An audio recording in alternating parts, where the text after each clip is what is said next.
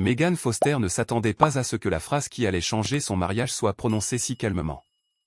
Le parasitisme s'arrête aujourd'hui, a dit Luke. Il n'a pas haussé le ton. Il n'avait pas l'air en colère.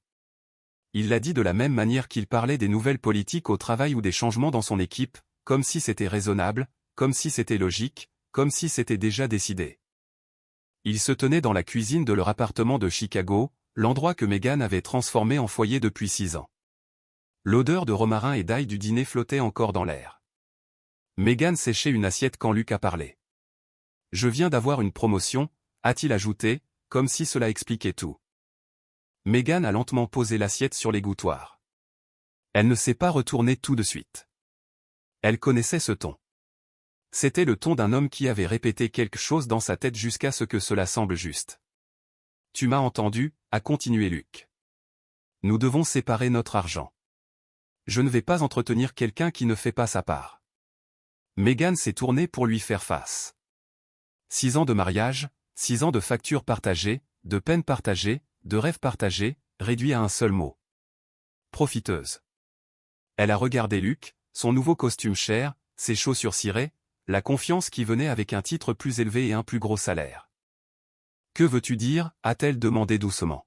« Je veux dire que nous avons besoin d'indépendance financière » a dit Luke. « Mon argent devrait être mon argent. Ton argent devrait être le tien. Nous divisons les dépenses. Nous gardons les choses équitables. » Équitable ? Megan a hoché la tête une fois. « D'accord » a-t-elle dit. Luke a cligné des yeux. Il s'était préparé à une dispute, à des larmes, à de la colère, à de la culpabilité. Il n'était pas prêt à un accord. « D'accord » a-t-il répété. « Oui » a dit Megan. « Des comptes séparés. Nous divisons tout à 50-50e. C'est ce que tu veux, n'est-ce pas ?» Luke a souri, le soulagement se lisant sur son visage. « Exactement. » Megan s'est retournée vers l'évier. Ce que Luke ne savait pas, c'est qu'elle avait déjà commencé à compter chaque dollar qu'elle avait payé, chaque facture qu'elle avait couverte, chaque chose invisible qu'elle avait portée pendant qu'il grimpait les échelons.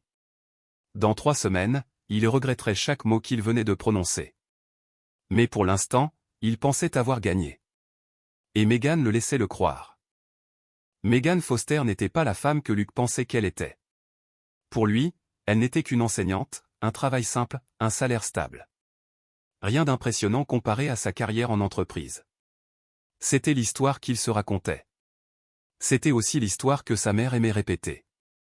Ce que Luke n'avait jamais pris la peine de regarder, c'était tout ce qu'il y avait derrière. Megan enseignait dans une école privée la journée, mais le soir et les week-ends, elle gérait sa propre entreprise de soutien scolaire. Des familles riches la payaient pour préparer leurs enfants à l'université.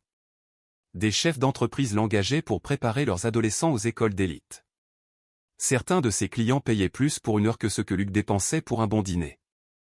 L'argent allait sur le compte joint. Discrètement, sans annonce, sans applaudissements. Megan gérait aussi la maison. Elle payait les factures. Elle suivait les abonnements. Elle prenait les rendez-vous chez le médecin. Elle s'occupait des réparations quand quelque chose cassait. Elle s'assurait que les courses apparaissaient dans le frigo et les vêtements propres dans l'armoire. Luke ne voyait jamais le travail. Il ne voyait que le résultat, le dîner sur la table, les lumières allumées, ses costumes nettoyés, son calendrier social organisé, l'anniversaire de sa mère dont on se souvenait chaque année. Luke pensait que ces choses arrivaient toutes seules. Ce n'était pas le cas. Elles arrivaient parce que Megan les faisait arriver. Pendant que Luke construisait sa carrière, Megan construisait le système qui lui permettait de le faire. Elle absorbait le stress pour qu'il puisse se concentrer. Elle dépensait de l'argent pour qu'il n'ait pas à y penser. Mais quand les gens arrêtent de voir le système, ils commencent à penser que le système est gratuit. C'est ainsi que Luke en est venu à croire que sa vie ne dépendait que de son salaire. C'est ainsi qu'il en est venu à traiter la femme qui tenait tout à bout de bras de profiteuse. Et Megan était sur le point de le laisser découvrir à quel point il avait tort. Luke n'a pas eu l'idée de séparer l'argent tout seul. Elle lui avait été soufflée. Sa mère, Patricia Foster, lui murmurait à l'oreille depuis des mois. Toujours doucement, toujours sous le couvert de l'inquiétude. « Tu travailles si dur », disait-elle. « Tu mérites de profiter de ce que tu gagnes. tu ne devrais pas avoir à soutenir un autre adulte. Elle ne haussait jamais la voix. Elle n'accusait jamais Meghan directement. Elle se contentait de répéter la même idée jusqu'à ce qu'elle sonne comme une vérité.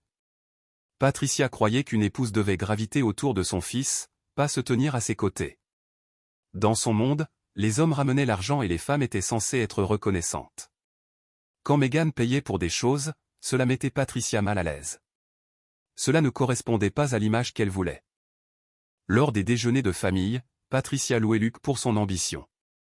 Elle parlait de son avenir, de sa carrière, de son succès. Meghan était assise à la même table, mais se sentait invisible. Quand Luke a eu sa promotion, Patricia était ravie.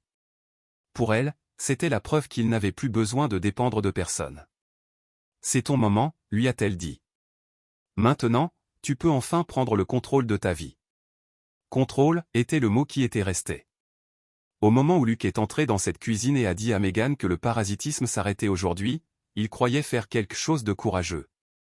Il croyait se défendre. Ce qu'il ne comprenait pas, c'est qu'il se tenait sur la personne même qu'il avait soutenue depuis le début. Et quand ce soutien disparaîtrait, tout allait commencer à s'effondrer. 2 jours plus tard, Meghan et Luke étaient assis côte à côte à la banque du centre-ville. Le bâtiment était calme et élégant, avec un éclairage doux, des bureaux propres, le genre d'endroit conçu pour que l'argent se sente en sécurité. Une femme nommée Jennifer les a accueillis avec un sourire professionnel. Elle avait la cinquantaine et la voix calme de quelqu'un qui avait vu de nombreux couples arriver dans des moments comme celui-ci. « Alors, vous souhaitez séparer votre compte joint en 2 comptes individuels ?» a-t-elle dit. « Oui », a répondu Luke immédiatement. Meghan n'a pas précipité les choses. Elle a simplement hoché la tête. Jennifer a tapé quelques instants, puis a levé les yeux. « Comment souhaitez-vous diviser le solde actuel ?» Luke s'est tourné vers Meghan. Il s'attendait à ce qu'elle hésite, qu'elle suggère quelque chose de généreux, qu'elle se mette en retrait comme elle le faisait toujours. « La moitié », a dit Meghan. Luke s'est figé. « La moitié », a-t-il répété. « 50 », a dit Meghan d'un ton égal. C'est ce que signifie équitable. Il y a eu un bref silence. Jennifer attendait. Luke a jeté un coup d'œil à l'écran comme si les chiffres pouvaient changer. « Bien », a-t-il dit. La moitié. Des papiers ont été imprimés. Des formulaires ont été signés. Leur compte commun était sur le point de devenir de l'histoire ancienne. Jennifer a expliqué comment l'argent serait transféré, comment les nouvelles cartes arriveraient, comment les futurs dépôts iraient sur leurs comptes séparés. Et les dépenses du ménage, a ajouté Jennifer. Comment seront-elles gérées? Nous les divisons, a dit Luke. 50-50e. Meghan a fouillé dans son sac et a sorti son téléphone. Alors nous devrions les suivre. Les suivre, a demandé Luke. Une feuille de calcul partagée, a répondu Meghan. Chaque course, chaque article ménager, chaque facture. Nous l'enregistrons et nous réglons à la fin du mois. Luke a hésité. Ce n'était pas le genre d'indépendance qu'il avait imaginé. Mais il a hoché la tête. Meghan a créé le fichier sur le champ. Date, article, coût, qui a payé. Elle l'a partagé avec Luke. Un nouveau départ, a-t-elle dit. Luke a souri, mais quelque chose dans ses yeux avait changé. Pour la première fois, il commençait à sentir que ce qu'il avait commencé n'était pas une victoire. C'était un test, et il n'avait aucune idée à quel point il allait l'échouer. Les changements ont commencé discrètement. Meghan n'a rien annoncé. Elle ne s'est pas disputée. Elle a simplement arrêté de faire ce qu'elle avait toujours fait. Le premier soir, elle a préparé le dîner pour elle-même et a laissé une note à Luke disant qu'il y avait des pâtes dans la casserole s'il en voulait. Luke a regardé la cuisine, confus. Il était habitué à ce que les assiettes apparaissent devant lui, habitué à ce que les repas soient chauds et prêts. Il s'est servi. Il n'a pas trouvé la sauce. Il l'a réchauffée même si elle était déjà chaude. Le lendemain matin, Meghan n'a fait du café que pour elle. Luke a versé du café instantané dans sa tasse et a grimacé au goût. Les courses ont été un autre choc. Meghan achetait ce dont elle avait besoin. Des légumes, des repas simples, des portions saines. Luke est allé faire les courses seul et est revenu avec des plats surgelés et des articles aléatoires qui n'allaient pas ensemble. À la fin de la semaine, il avait dépensé plus en nourriture que Meghan en un mois entier. La feuille de calcul s'est remplie rapidement, essuie-tout, savon, produits de nettoyage, snacks, boissons en bouteille. Luc n'avait jamais remarqué combien de petites choses faisaient tourner une maison. Maintenant, il payait pour chacune d'elles. Il devait aussi faire le ménage. Quand il a essayé de laver les vêtements, il a tout mélangé. Les chemises blanches sont devenues grises. Il a regardé la machine comme si elle l'avait trahi. Je ne savais pas qu'il fallait les séparer, a-t-il dit. Megan n'a pas souri. Je le fais depuis 6 ans, a-t-elle répondu. Luc est devenu fatigué, irrité, agité. Non pas parce que Megan était cruelle, mais parce que pour la première fois de sa vie d'adulte, il était responsable de lui-même, et la responsabilité était plus lourde qu'il ne l'avait jamais imaginé. 3 semaines après la visite à la banque, Luc a rappelé à Megan que sa sœur venait dîner. Lydia et son mari arrivaient de la banlieue dimanche après-midi. Ils dînaient toujours à 17h. Ils s'attendaient toujours à un vrai repas. Tu sais comment Lydia aime les choses, a dit Luc. Le dîner doit être prêt à l'heure. Megan n'a pas levé les yeux de son ordinateur portable. Je ne cuisine pas, Luc l'a dévisagé. Comment ça, tu ne cuisines pas? Tes invités, ton argent, ta responsabilité, a dit Megan. C'est ridicule, a répondu Luc. Tu as toujours cuisiné avant.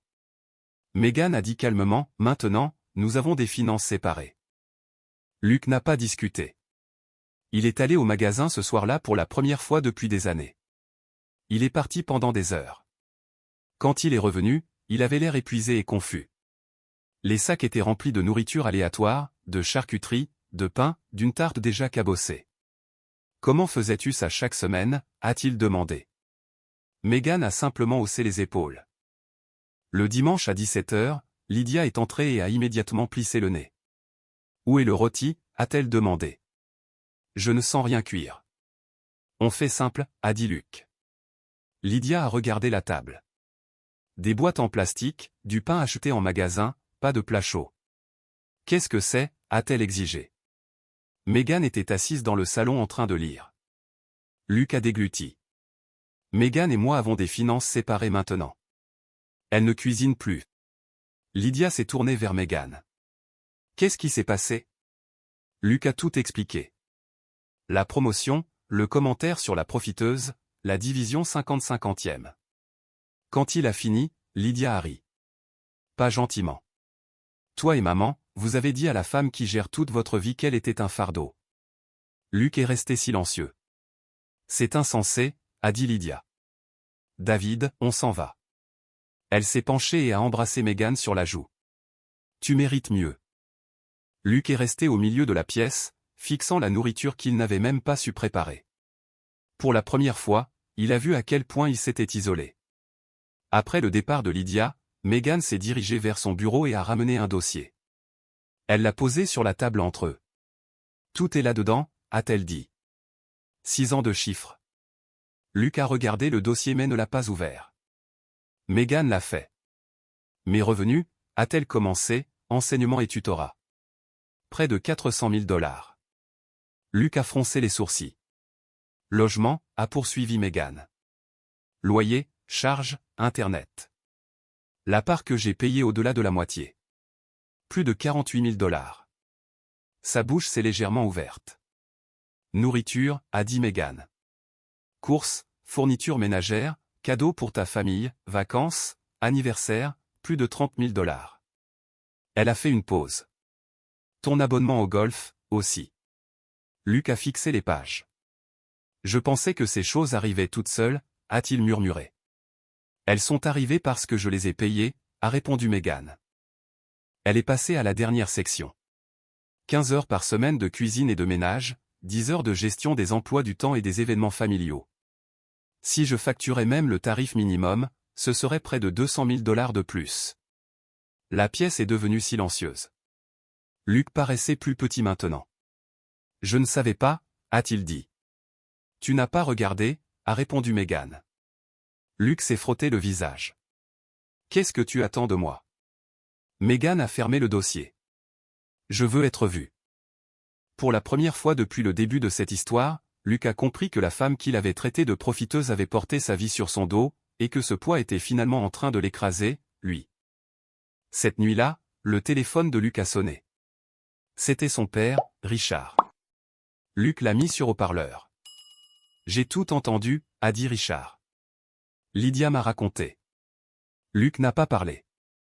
Tu te souviens qui a planifié chaque anniversaire, chaque fête, chaque visite familiale, a poursuivi Richard.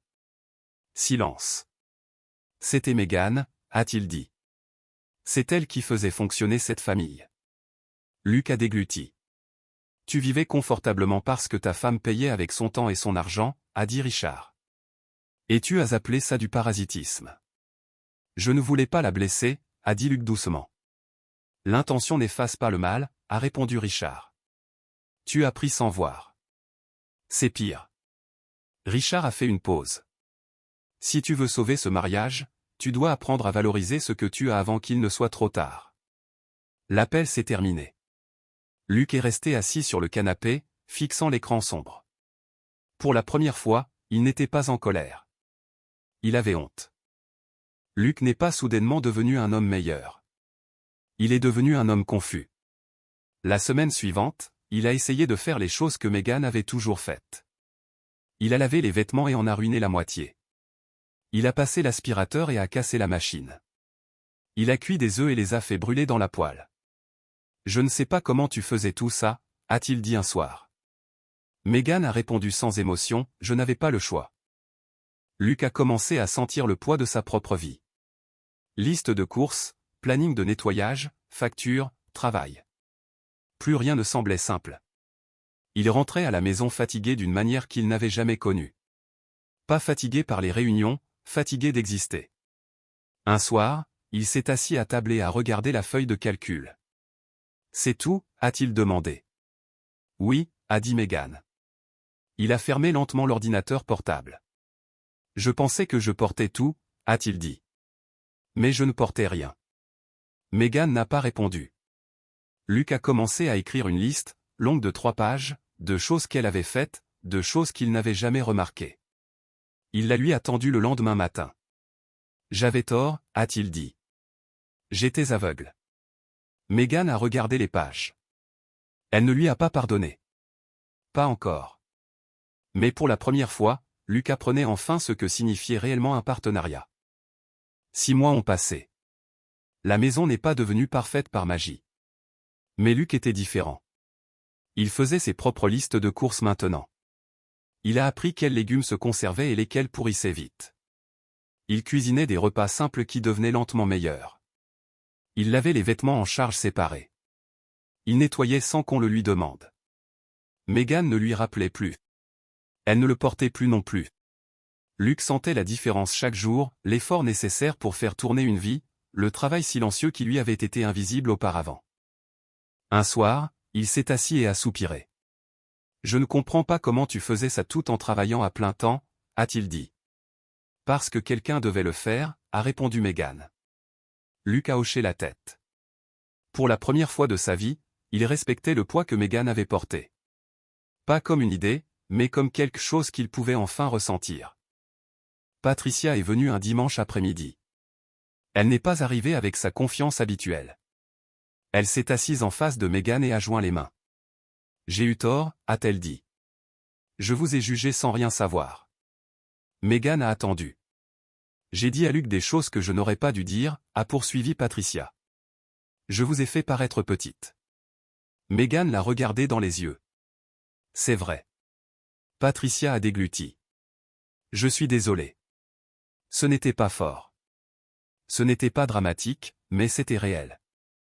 Mégane a hoché la tête une fois. Merci de l'avoir dit, a-t-elle répondu.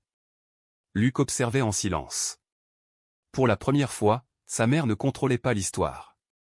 C'était Mégane. Un matin, Luc se tenait dans la cuisine, préparant le café de la bonne manière. Mégane l'a observé un moment avant de parler. Il n'était pas encore revenu à un compte joint. Ils n'avaient pas effacé ce qui s'était passé, mais ils avaient reconstruit quelque chose de mieux. On m'a offert une autre promotion, a dit Luc.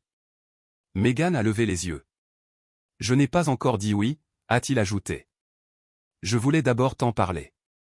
C'était nouveau. Je ne veux pas de succès si cela nous coûte à nouveau, a dit Luc. Mégane s'est approchée. Je n'ai jamais été contre ton ambition, a-t-elle dit. J'étais contre le fait d'être invisible. Luc a hoché la tête. Nous pouvons engager de l'aide. Nous pouvons ajuster les horaires. Nous pouvons partager la charge. C'est ça, un partenariat, a répondu Meghan. Plus tard dans la journée, Luc a demandé s'il pouvait revenir à un compte joint. Seulement si le respect demeure, a dit Meghan. Il demeurera, a-t-il répondu. Certaines histoires se terminent par quelqu'un qui s'en va. Celle-ci s'est terminée avec 2 personnes apprenant à enfin se voir. Si cette histoire vous a touché, aimez, partagez et commentez. Parfois, la vengeance la plus puissante n'est pas de partir. C'est de refuser d'être à nouveau invisible.